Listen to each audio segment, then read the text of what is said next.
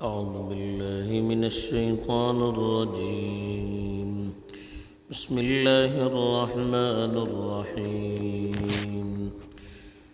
والمطلقات يتربصن بأنفسهن 3 قروء ولا يحل لهن أن يكتمن ما خلق الله في أرحامهن إن كن يؤمن بالله واليوم الآخر وبعولتهن أحق بردهن في ذلك إن أرادوا إصلاحا.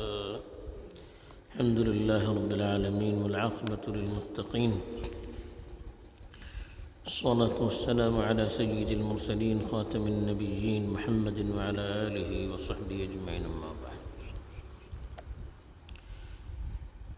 کل جو آیت تلاوت کی گئی تھی اس میں الہ کا تذکرہ تھا، جس میں قسم کے ذریعے سے اپنی بیوی سے دوری اختیار کی جاتی تھی، مدت پوری ہونے کے بعد رجوع یا طلاق کا اختیار ہوتا تھا. تو اب جو آیت تلاوت کی گئی ہے اس میں طلاق سے متعلق کچھ وضاحتیں کی جا رہی ہیں کہ اگر الہ کے بعد طلاق ہو جائے تو پھر کیا کرنا چاہیے اسے عورت کو. چنانچہ ارشاد ہے والمطلقات، اور مطلقہ عورتیں یتربصن بانفسہن،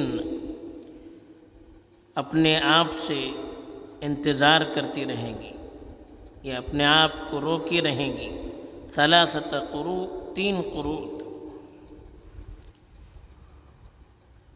اب یہ شریعت کی طرف سے طلاق شدہ عورتوں کے لیے عدت متعین ہے. جب عورت مطلقہ کہتے ہیں وہ عورت جس کی طلاق ہو جائے، یہ تربص کے معنی انتظار کرنا، روکے رکھنا. 3 قروء معنی 3 قروء، قرب کی جمع قروء مدت کو کہتے ہیں جو پوری کی جاتی ہے. اب اس سے کون سی مدت مراد ہے؟ امام شافعی وغیرہ کی رائے یہ ہے کہ اس سے طہر کی مدت مراد ہے. 3 طہر، عورتوں کی جو عدت ہوتی ہے 3 طہر. ایک طہر میں مثلا طلاق ہو جائے تو اس طہر کا حساب ہوتا ہے، پھر حیض کے بعد پھر جو طہر آتا ہے اس کا حساب ہوتا ہے 2، پھر حیض کے بعد پھر جو طہر آتا ہے اس کا حساب ہوتا ہے 3. اس کے بعد پھر جیسے ہی حیض شروع ہو جائے اس کی عدت ختم ہو جاتی ہے. تو یہ 3 طہر مراد لیے جاتے ہیں. البتہ احناف کے یہاں قروء کا مطلب حیض لیا جاتا ہے. 3 حیض ضروری ہے ان کے یہاں. طہر میں مثلا طلاق دی جائے تو 1 حیض گزرے پھر طہر ہے، پھر حیض گزرے پھر طہر ہے، پھر حیض مکمل ہو جائے تو اس سے عدت کی مدت بڑھ بھی سکتی ہے. تو یہ 3 طہر تک یا 3 حیض تک مطلقہ عورتیں اپنے آپ کو روکے رکھیں گی، مطلب وہ عدت میں بیٹھیں گی، اس میں وہ دوسرا نکاح نہیں کر سکتی. اس کی وجہ علماء نے بتائی ہے کہ رحم کی پاکی کا علم ہو جائے، کہ اس کے پیٹ کے اندر سابقہ شوہر جس نے طلاق دیا ہے اس کا بچہ تو ہے یا نہیں. تو یہ معلوم ہونے کے لیے اس کو 3 طہر تک یا 3 حیض تک عدت میں بیٹھنا پڑتا ہے، تاکہ بعد میں معلوم ہو جائے کہ رحم پاک ہے، اس میں اس شوہر کا نطفہ نہیں ہے، اس شوہر کی اولاد نہیں ہے جس نے اس کو طلاق دی ہے. ایک وجہ یہ بیان کی گئی ہے تاکہ حسب نسب میں خلط ملط نہ ہو، کسی کا بچہ کسی کی طرف منسوب نہ کیا جائے. شریعت میں اس کا بڑا خیال رکھا گیا ہے کہ خاندانی سسٹم میں خلط ملط نہ ہو، اس کا بچہ ادھر اس کا بچہ ادھر نہ ہو. اس سے بڑے اثرات بھی مرتب ہوتے ہیں. دوسری وجہ اس کی یہ لکھی ہے علماء نے کہ ایسے ہی طلاق ہو گئی، ایسے ہی عورت نے دوسری شادی کر دی، تو لوگ اس کے بارے میں غلط فہمیاں پھیلا سکتے ہیں، اس کو بدنام کر سکتے ہیں۔ تو اس لیے عورت کو کہیں بدنام نہ کیا جائے، اس کے بارے میں غلط فہمیاں نہ پھیلائی جائے کہ دیکھیے فلاں سے چکر تھا، اس لیے جیسے ہی طلاق ہوئی اس نے شادی کر دی۔ تو اس سے عورت کی شہرت کی بھی حفاظت ہے، اس کی نام و نمود کو بھی بدنام کرنا نہیں ہے، بلکہ اس کو محفوظ رکھنا ہے۔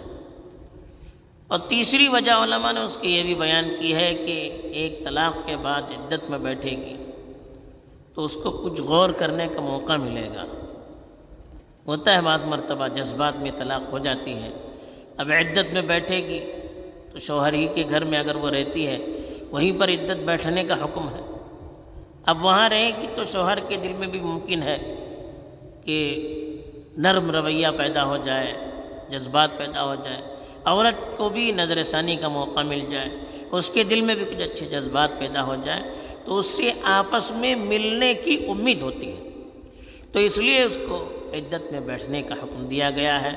بہرحال یہ 3 طہر یا 3 حیض کی جو مدت متعین کی گئی ہے ان عورتوں کے لیے جن کو حیض آتا ہے، ایک تو ان سے صحبت ہو چکی ہو، شوہر نے صحبت کر لی ہو اور اس کو حیض آتا ہو، اس کے لیے مدت ہے۔ اب ایسی عورت جس سے ابھی شوہر نے دخولی نہیں کیا ہے، خلوتی نہیں ہوئی ہے، اس سے پہلے ہی طلاق ہو گئی، تو پھر اس کے لیے تو عدت نہیں ہے۔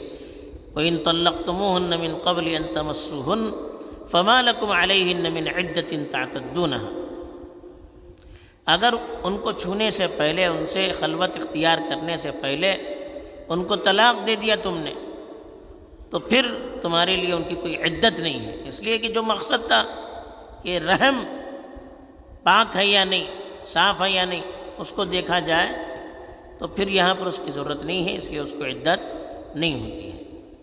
اسی طرح سے اگر ایسی عورت ہے جس کو حیض آتا ہی نہیں ہے، یعنی کم عمری میں ابھی حیض شروع ہی نہیں ہوا ہے، یا اتنی عمر گزر چکی ہے کہ حیض کا سلسلہ ختم ہو چکا ہے، آئسہ کہتے ہیں اس کو، آئسہ ہو چکی ہے، تو اس کی عدت 3 مہینے ہوتی ہے۔ وَاللَّائِي يَئِسْنَ مِنَ الْمَحِيضِ مِن نِّسَائِكُمْ إِنِ ارْتَبْتُمْ فَعِدَّتُهُنَّ 3 أَشْهُرٍ وَاللَّائِي لَمْ يَحِضْنَ، جو ایسا عورتیں، ان کا مسئلہ اگر تمہیں معلوم نہیں ہے تو پھر ان کی عدت 3 مہینے ہے۔ وہ عورتیں جن کو حیض نہیں آیا ان کی مدت بھی 3 مہینے ہے۔ ایسے ہی ایک عورت حاملہ ہے، حمل سے ہے، پیٹ سے ہے، تو اس کی مدت وضع حمل تک، بچہ پیدا ہونے تک ہے۔ وَأُولَاتُ الْأَحْمَالِ أَجَلُهُنَّ أَن يَضَعْنَ حَمْلَهُنَّ، اور حمل والی عورتیں ان کی مدت یہ ہے کہ ان کا حمل باہر آ جائے، یعنی بچے کی ولادت ہو جائے، چاہے دوسرے دن ہی بچے کی ولادت ہو گئی، آج طلاق ہو گیا، کل ولادت ہو گئی تو عدت ختم ہو گئی، یا پورے سال انتظار کرنے پڑے، ابھی حمل کے ہونے کا علم ہوا طلاق ہوتے ہیں، اب 9 مہینے تک وہ انتظار کرے گی، جب تک وضع حمل نہ ہو اس کی عدت ختم نہیں ہوتی ہے۔ تو یہ کنڈیشن اور مقصد بتایا گیا ہے، اور یہ ترتیب مطلقہ کی عدت کی بتائی گئی ہے، اس کا خیال رکھنا ضروری ہے۔ اگر اس سلسلے میں عورت اپنی مرضی سے اونچ نیچ کرے گی، ادھر ادھر کرے گی، تو وہ گنہگار شمار کی جائے گی، اور بھی اس کی تفصیل مسائل ہیں، کل انشاءاللہ اس پر روشنی ڈالنے کی کوشش کی جائے گی۔ اللہ تعالیٰ توفیق عطا فرمائے کہ صحیح طور پر عمل کرے۔ وآخر دعوانا الحمدللہ۔